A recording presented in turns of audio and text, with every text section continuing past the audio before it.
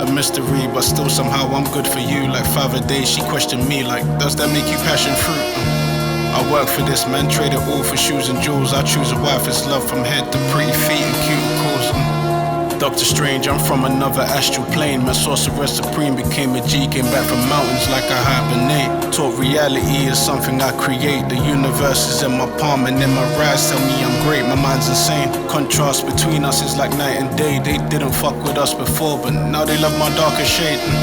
This is soul food, go to the man for fries and shake. I'm blowing off some steam to plot some schemes with Daps and Tiger Bay. So obviously that's the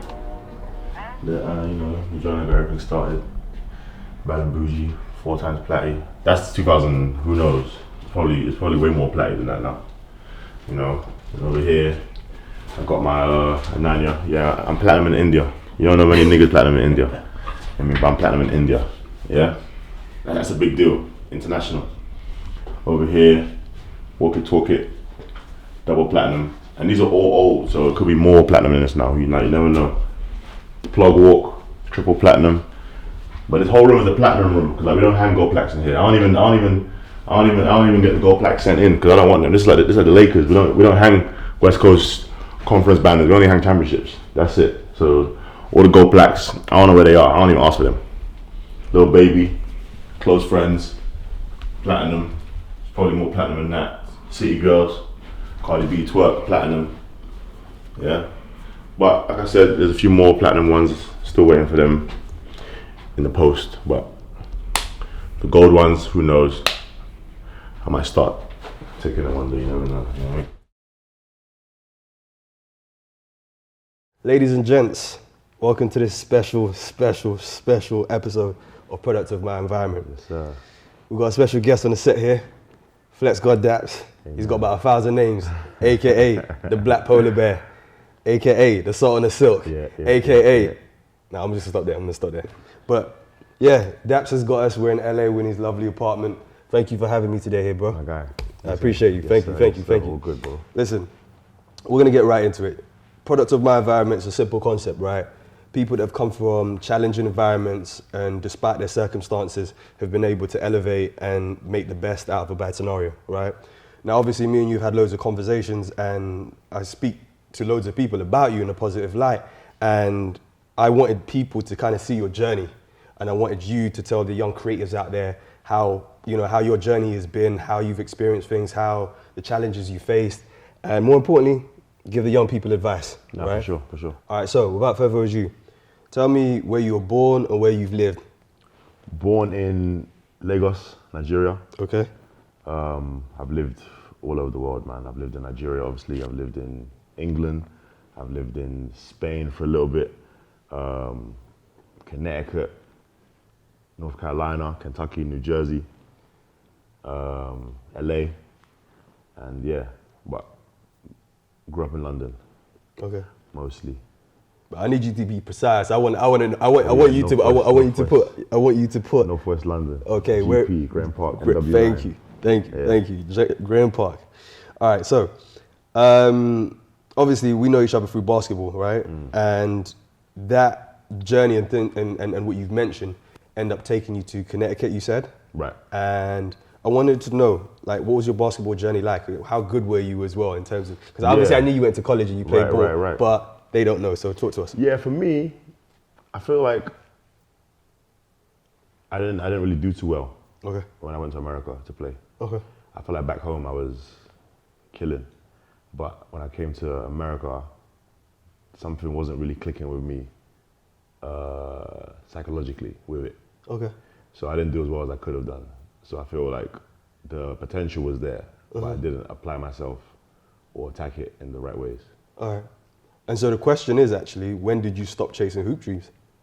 When I knew I wasn't making an NBA, because I had no interest in playing pro overseas, and I had a few offers, but I had no interest.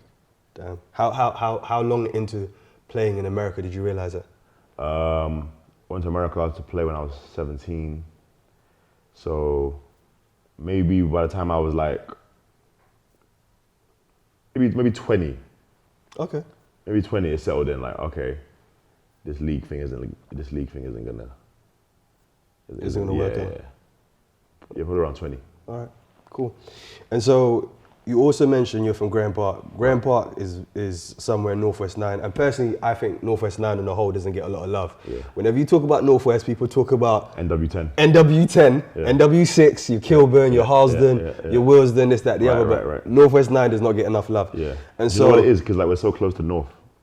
Yes. Like good point. it's in Barnet. The other ones are in Brent. You know. Yeah, it's true. It's so straight north. It's like the edge of Northwest probably because it's close to Edgware, Burnt Oak, Stanmore, all of that. You know, so it's very close to them ends. And so, like, Graham Park's an interesting place because the infrastructure of it reminds me of Chalkhill Estate. The first time I walked into where I grew up, when I walked into GP, it reminded me of a smaller Chalkhill Estate. And so I learned a lot from growing up in my Probably neighborhood. bigger, but yeah, it's the biggest council estate in Europe. Chalkhill was.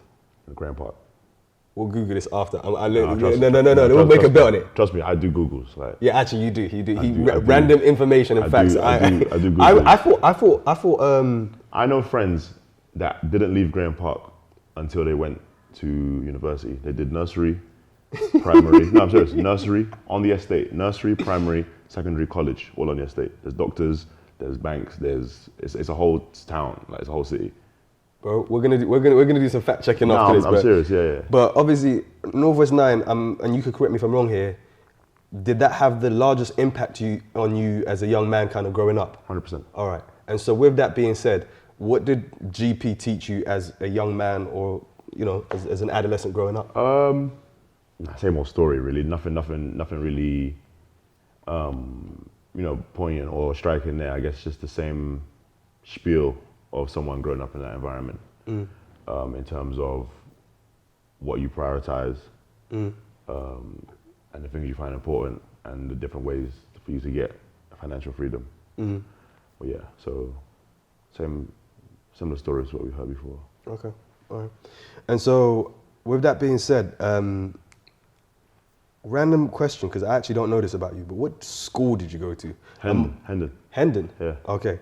And more importantly, what kind of student were you? Wait, I mean, before you answer this, personally, I think he's going to be an annoying student. Reason being is, you are a very inquisitive individual and you're very intelligent, and I can imagine you challenging things that don't make sense to you. Yeah. That's my guess. You know what, I've got all my school reports in the room. I was reading them the other day, and I was a bit, not disappointed in myself, but looking back, I was a bit disappointed. Like, I could have applied better. But I didn't really like school. Okay. And I have 2 degrees. What are the 2 degrees in? I've got a bachelor's in business and a master's in communication. Okay. But I just got in because I just did it because I could handle it. Okay. But it wasn't my thing. I didn't love school, but I was smart enough to do my thing. But to answer your question specifically, the kind of student I was joker, clown, just very joker and clown, and I like what I like. Okay. And if I don't like it, I'm not really gonna give it the best. Like I'm in or I'm out. Okay. But luckily, when I was out, I could still pass and then do my thing. Do you want to share your GCSE results with us? I don't remember, but it's somewhere in there. It wasn't amazing. It wasn't? Amazing. Nah. I don't think I got any A's. I don't think I got any A's. I might have got one and one A, but I don't think I got any A's. I think I got one GCSE. One. A. Oh no, I got a handful. GCSE. Oh, you got a handful? Yeah. Okay. I got GCSE several. Okay. Yeah, right. I'm not a dickhead. Cool. Yeah. Oh, what can I Wait, say? no, you can. Oh, okay. Listen, but for the record, I've got a master's and an MA as well. So just in case somebody think, right, he's got one GCSE all till today. You haven't got GCSE, you're a failure. Now listen. I'm joking. I want to shout out your mum, your parents actually. Sorry. Yeah. Because your family have achieved some major things. Yeah. I don't know if I'm actually no. Better you tell them, like, in terms of your siblings and the kind of success that your family has had, because there's not too many families where that many siblings are on that kind of stage and have achieved that level of excellence. Yeah. I mean, there's a bunch of us, and in varied fields. Some of us are in similar fields. Others are in, academia, etc. But even those of us that aren't in the spotlight are still brilliant individuals, you know, whether it's education or poetry or writing or just brilliant intellectuals in general. But yes, healthy competition. That was my next question. Healthy competition, and yeah, no one likes losing, whether it's we're playing 1-on-1 or 2-on-2, or we're playing Monopoly, or making up some silly game. Like, I guess, yeah. Well, it's healthy, certainly. That's pretty cool, man. Yeah. I've always thought to myself, I was like, I wonder what Christmas dinner or what an average day is like in the household. Nah, it's fun and games. Yeah? Yeah, it's fun and games. That's pretty cool. But it's healthy competition. That's pretty cool. I want you to explain to the viewers in terms of your journey, because you have done a range of different things, right? I remember you talking about a website, the rap battle website. I remember Biffly. It's Daps, yo. Like, you've gone through a journey of different things, Ian Wright. And I want you to talk about your journey in terms of how you started on this and how you got to where you are now. Yeah, it's been a crazy journey, man. I mean, for me, I feel like I'm a quite eclectic individual. I've got varying, you know, I've got various hobbies, various interests. Hence why when I stopped playing ball, it wasn't like, oh, my life is over. I've got other things I'm interested in as well. But I just love being creative in general. So I just love making things go from an idea in my head to something objective that you can watch or judge or dislike, like, love, laugh, cry, whatever. Like, that's like magic to me. It's just like having an idea in my head and then making it into something practical that you can view, see, touch, wear, buy. Like, that's crazy. Like, I don't know, it's cool. Like, even, for example, like, we're wearing these shirts and hoodies. Like, this was an idea in my head, and then I put it on Photoshop, and some random stranger in Kansas is going in their pocket and saying, I'm gonna give you my part of my paycheck. Stranger. That's amazing to me. So anything like that where I can just have some kind of exchange, it hasn't got to be monetarily, but if I can give you some of my music or give you some of my artwork, it's the same thing to me as giving you this t-shirt. It's like, I thought of it in my head and me and you made a transaction, whether you liked it or commented, or that's crazy to me. So the journey has been always about being creative, and it's always about creating things from scratch. Got several interests, whether it's fashion, visual, audio, music, boom, everything. You know what I'm trying to say? So I want to get to that point where it's like a Virgil or a Donald Glover, where you can do several practices at once. It's tough to balance, and I should probably reel it in a bit, but I'm having fun, man. You know, so that's the main part. We've got Daps, the rapper. We've got Daps, that's acting. Yeah, recently, yeah. Yeah, all right. We've got Daps that's directing. Yeah. We've got Daps that's the designer. Yeah. We've got Daps that's been the basketball player. Yeah. All right, so with all of these different areas of creativity, which is Daps' biggest passion? And which do you think you're best at? Because what could be your biggest passion doesn't necessarily mean it's what you're best at. Yeah, you know, like I was saying earlier, like, my biggest passion is just creating in general. So I'm gonna have modes where, okay, this needs to get done, let me attack this till it's self-sufficient. Or I'm doing my short film, I'm gonna put everything else on standby while I write the short film, direct it, act in it, do the music for it, serve as like a, you know, similar to like American Gangster, you know, a soundtrack that is of that format, you know what I mean? Like a soundtrack for the stuff the characters are going through, you know? So whatever it is I'm doing at the time, I'm gonna hone and focus on that project to develop it to a certain level. Which one am I most passionate about? Is definitely audio and visual. Okay. So images, whether that's still or video, so that's maybe directing, I guess. But that also comes with different layers, because I can be on the camera or off the camera, but it's still visual. And then audio as well, but I've been making music since I was, I don't know, 7, 8 years old. I've been making music. I've been rapping before I was playing ball. Okay. You know, so yeah, definitely audio and visual are the biggest passions. Which ones am I best at? I would say I've put the most hours into directing, and I've made my name in directing, and I haven't put in as many hours in other disciplines as I have in directing. Okay. But that's why I try and make my disciplines marry each other. I make them work with each other.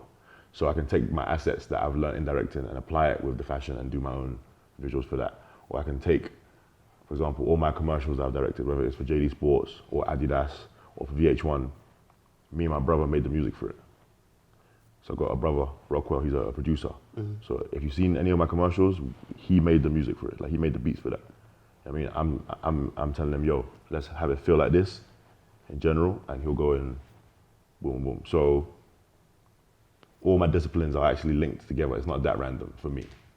They all work with each other and serve each other. Intentionally, because now, eventually, when God gets into a certain place, I'm gonna be able to market that differently than the average guy who's got a clothing brand, because I can put it in my content, or I can put it on in a music video or a film or whatever I'm trying to say. So eventually, they all work together. So I can oversee or EP a soundtrack for a movie or this and that, but it's all part of the bigger plan. So it might seem random, but they're all gonna serve each other in the end, and it's all part of the master plan. All right, so let's throw it back to 2015. I remember coming to see you in Graham Park, I think like maybe a day or two just before you left. I don't know if you remember it, but I wanted to know what stage were you at, and what was the influencing factors that made you say, okay, you know what, I need to take this to the next level. I'm going to take the jump and move to Los Angeles. The music video scene for directors wasn't like it is now. In the UK or in the UK? Okay, all right. As a black director in 2011, 12, 13, 14, I don't know anybody that was a director full-time black making money, like paying their whole entire bills from directing music videos. That was tough. You either had to be an editor with it, or be a colorist with it, or be a DP with it, or have a normal job with it, or have a part-time job with it. But for you to be making music videos and paying your bills full-time, I didn't know anyone doing that. Maybe one guy, but he was way older. I'm trying to say, but people from our demographic, it was not possible. Nor were labels giving out the budgets for us. Nor were labels giving out the budgets to the artists that we were allowed to do that video for. Because coming out of our demographic, they're not going to give us a video for Robbie Williams or for, what do you call it, The Wanted. Those weren't for us. They were going to give us the videos for that artist, those artists. Yeah, those artists. I know what you mean. Gram artists, the rap artists, whatever. And back then, they weren't getting budgets like that, how they're getting now. So therefore, as a director, you're working off of that budget. So how are you going to pay your bills? I'm trying to say. So we were the pigeonholed of the pigeonholed. Okay. So that's one factor. The second determining factor was I was making videos for myself, right? I remember. So I was self-directing my own videos as an artist, and I'm not being big-headed. This is just how I felt. I felt my videos were, to that point, the best independent videos, rap videos I had seen in the UK.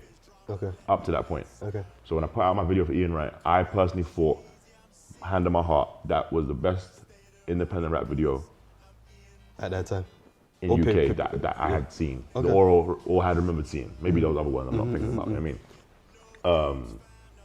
Especially, I'm talking about independent, as in like no money, like my own pocket money. Like, I know, bro. Not like I know. So now, when I saw, so in my head I thought, and remember these times, I was 2012 in London.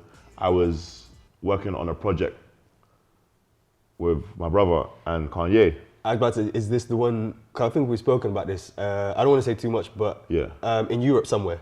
It was based in London, but we used to go to, like, we went to France a couple times. That's what I was trying, I didn't want to say too much. Italy a couple times, whatever. But now remember, I'm around Kanye, seeing how he works. I'm around Virgil. I remember these conversations. This ain't even Off-White Virgil, this is Pyrex Virgil. I'm trying to say, Off-White wasn't even born yet. I'm around Don C, I'm around Fabian Monteith. So I'm around all these creatives, and I'm soaking in Everything. So I'm soaking in everything for like 2 months, 3 months straight. I'm soaking it all in. You said, if I'm correct, you said they were in a hotel or something for a long time. They recorded the Cruel Summer. Okay. Good music album in a hotel. Yeah. But he was working out of a studio for his fashion line. Yeah. Out in East London. But yeah. So I'm around just soaking it all in, and I'm putting elements of this thing in my work, and no one in London was really doing that like that. It's crazy. So anytime you see people like looking stoic in videos now and have certain framing bro, that was me, bro. Like all facts, Equifax. I'm not just saying that. Like there were certain things I was doing that people weren't doing, and people started doing it post me because my videos didn't blow up. So if you take if you bite the wave, no one's gonna know you bit the wave because my thing didn't blow. Underground, yeah. Right, but they bit the wave. Yeah. But no problem, bite the wave, no problem. Just pat me on the back. So not only are they biting the wave, they're not patting on the back, no problem, all good, right? So then I'm like, I'm taking things of what I felt was high art. Come on, man, niggas wasn't putting Basquiat shit in videos in London in 2000 and whatever. Like, but I was doing it in a certain way. With the Bally on the block, and I'm putting Easter eggs in there. They weren't using certain dark skin runway models. Now everyone's doing dark skin models because they don't want to get chewed out on Twitter. Yep. Now they're doing dark skin girls so they can show, my black queens. My guy, I was doing the dark, this color. Like I was doing dark. You know what I'm trying to say? Like when they weren't even doing it, but I saw the vision. The way, bro, like this is 2000 and whatever, right? It wasn't for the clout. I did it because I thought it was hard. Yeah. So my whole point is this: I'm going out my way to try and elevate UK street scene, content because my content, audio-wise, wasn't necessarily high art, but I like making that kind of content audio-wise. But I'm marrying the visuals of it to try, and I thought it was gonna blow. I thought surely they're seeing what I've done. Like, this is a magazine. Like, Ian Wright, boom, metaphors, boom, boom, boom, boom, North London, North Red. Boom. I thought this is amazing. So now, when I didn't get that reaction, I was going to say, when you got the feedback. Yeah. So now when I didn't get that reaction, of which Ian Wright, like I remember, he was in the video, right? He was in the video, and he. My boy, shout out to Eric, man. Yeah, my boy Eric put me on. Yeah. And he like dug the whole vibe and the concept of it. I thought it was mad. Yeah. So now when I'm trying to get it to the blogs or the bloggers or trying to get the YouTube views up, I was confused why I wasn't getting no views. Yeah. I was dumbfounded. Like, are you lot stupid or what? Like, how could you not watch this? This is amazing. That's what I thought. But I wasn't even doing it like, I don't know, I thought I was trying to help the UK. And I don't know, I just felt like, what? This is a hard video. So I thought that video was gonna be the start of something big, right? Now, these times, I did a few more videos for myself as well. This is when I knew I'm in the wrong place because the same exact content that I'm showing people in the UK and they're telling me, yeah, it's calm. What the fuck do you mean it's calm? Do you know what are you watching? The same exact video that people from my country are telling me it's calm is the same exact videos I'm showing people in America and they're losing their mind. They're crazy. And I didn't trick no one. I didn't hold a gun to anyone's head and say, like this video in America. The same exact video that I showed them in England is the same exact video that I show people in America, and people in America were like, you're hard. So you got better feedback from the US than the UK? People in America said, because London we have this crab in the back, what do you call it? Crab in the bucket mentality where people don't want to pat you on the back or they don't want to, I'm not going to bread him, I don't want to be a beg friend, that's very London very true mentality. Very true. Whereas in America, they don't care what level you're on or not on. If you're hard, and they'll tell you you're hard. You know what I'm trying to say? So when I came here, I thought, I might. So for a while I thought I was going crazy. I thought maybe I'm shit. And yeah, I have to get better. But then when I came here and I saw and heard their reaction to my videos, the same videos, I thought, listen, go to where you're celebrating, not tolerating, man.